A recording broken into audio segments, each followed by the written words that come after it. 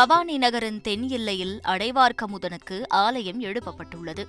கூடுதுறையைச் சுற்றிலும் தெற்கே மங்களகிரி, வடக்கே வேதகிரி, கிழக்கே சங்ககிரி, நாதகிரி என்னும் 4 மலைகள் சூழ்ந்த சங்கமேஸ்வரர் கோவிலுக்கு பத்மகிரி என்ற பெயரும் உண்டு.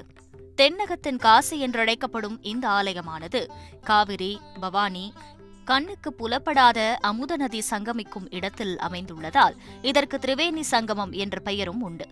கோவிலின் பின்புறம் உள்ள பரிகார மண்டபத்தில் முக்கிய அமாவாசை தினங்களில் லட்சக்கணக்கான பக்தர்கள் தங்கள் முன்னோர்களுக்கு திதியளித்து பவானி கூடுதுறை சங்கமேஸ்வரரை தரிசித்து செல்கின்றனர்.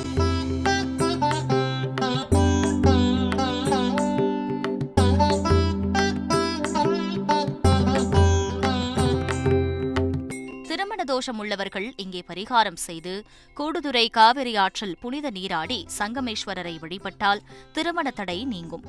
அரசு வேம்பு மரத்தடியில் உள்ள இரட்டை விநாயகர்கள், வன்னி மரத்தடியில் உள்ள வன்னிமர விநாயகர் ஆகியோரை சுற்றி வந்து வழிபடுவது கூடுதல் சிறப்பு.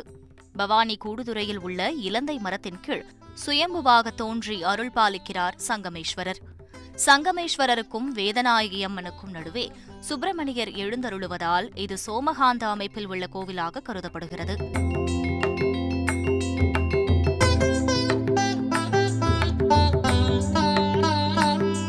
தேவார பாடல் பெற்ற 274 சிவாலயங்களில் பவானி சிவன் கோவில் 207வது தேவார தலம். தமிழகத்தின் பரிகார தலங்களில் பிரசித்தி பெற்ற இவ்வாலயத்தில் பிறப்பு முதல் இறப்பு வரை அனைத்து பரிகார பூஜைகளும் நடைபெறும். பவானி கூடுதுறையில் ஏராளமான சிவலிங்கங்கள் மண்ணிற்கு அடியில் புதைந்துள்ளன. அதனால் இந்த நகரின் மயானத்தில் எரிக்கப்படும் சடலங்களில் மண்டை ஓடுகள் வெடித்துச் சிதறுவதில்லை என கூறப்படுகிறது. ஆடிப்பெருக்கிற்கு முன்பாக பல நகரங்களில் கொண்டாடப்படும் தேங்காய் சுடும் திருவிழா பவானியில் கொண்டாடுவதில்லை எனவும் சொல்லப்படுகிறது.